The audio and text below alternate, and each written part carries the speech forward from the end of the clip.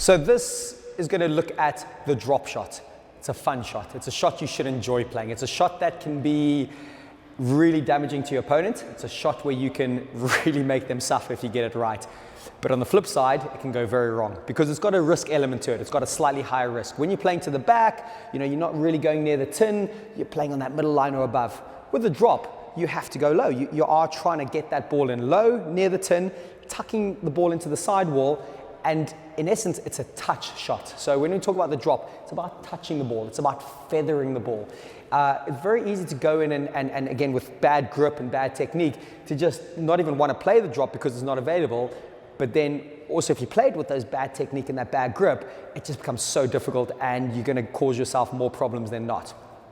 So in a few simple ways to look at the technique of the drop shot, it's a half a backswing. That's how I like to start it all off. So that ball would come, and generally I'm going to play the drop shot when I'm in front. I'm not really going to consider the drop shot when I'm stuck behind. Be in front of my opponent, I've got them behind me now, and I want to make them do a long movement to the front. So if I'm approaching that ball there, that's where I look like I would be for my drop shot, half a backswing. Because you don't want to put a huge amount of energy into the ball. It's more about directing the ball into the front, more about placing a ball in an awkward position for your opponent. A big backswing, you're asking yourself to do a lot. Your risk element is increasing massively the bigger your backswing is. You want to keep an open racket face, so that's really essential with a drop shot. If I'm playing that drop shot, if I'm coming in and I'm stabbing the ball with a closed face, that ball's going to go off my strings and going to go straight into the floor in the tin. So I want to make sure I'm probably slightly more open than usual with my racket face. And how I like to talk about an open racket face is your bottom edge. Is your bottom edge leading into the shot? If I'm playing a drop shot, half my backswing, my bottom edge is leading. That for me would be a beautiful contact point there. If I'm like that, the risk element is too much. So that bottom edge is essential. And if you notice what I'm having to do with my body, I'm having to exaggerate my movement a little bit more. You've got to get your hips low, you've got to get your knees low, because you're aiming at that tin now. You've got to crouch down, you've got to get into a position where you feel your body is on the same height as the tin. If you're up here and you're playing a drop shot from there and the ball's down there, there's a disconnect going on. And straight away the trajectory of the ball and how it's going in is going to be way different. It's not really going to come off. So those low hips are, for me, I'd almost say that could be your most important points here. The low hips, those low knees will be massive. Yes, we've got to get the technique working as well.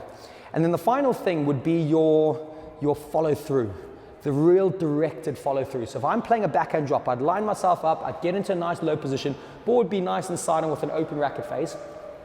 But if I'm playing that ball there, I need to make sure that bottom edge and the top of my racket is going to my target area. So it would look something like that. I'm feathering and I'm guiding that ball in. On the forehand, similar. Half a backswing, open racket face, low knees, and there it is. That edge that I've talked about and that top of that racket would trail in there. So as a demonstration, it should look something like this. I'd line myself up and I'm placing it in there. One more. So I'm there, half a backswing, low position, and you can really see how deliberate that follow through is. Because it's a detail shot, because it's a touch shot, the details have to be a little bit better. You have to be willing to put those details in. Backhand, we'll have a little look at it. Be up there, open racket face, and I'm feathering that ball in. That racket face there was extremely open, and I think on the backhand you can allow that. There we go. I don't know if you heard it, but it gives a natural cut to the ball. It's quite nice when you have that open racket face and you get your movement and your timing in, it cuts the ball. You've got to be wary not to slice the ball though. There's a difference between cut and slice. Cut is where you're cutting into the ball and you're really getting into it nicely. Slice is what happens if you hit the bottom of the ball. And slice essentially just does that. It just makes the ball go upwards, which you don't want. So slice is under, which isn't good. Cut is what I was doing on those drop shots. So it's a shot you need to practice.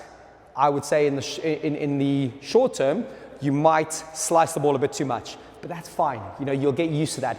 You'll get used to slicing the ball, but it'll transfer to cutting the ball in time. And when you get to grips with that, that'll really stop the big flaw I see, which is the flat face, and that stabbing, and that stabbing. It won't feel like that drop is available with that flat face. So good luck working on that. There's a lot of information again in that video. Have a little look at it. Have a little look at some of the demonstrations we're going to put in here, because once you start to get that front part of the court working well, you'll have so much fun and your opponent will hate you for it. Have you ever wondered what Jonah Barrington, Nick Matthew and Jonathan Power all have in common? They might all be world number ones, but they're also all coaches on squashskills.com.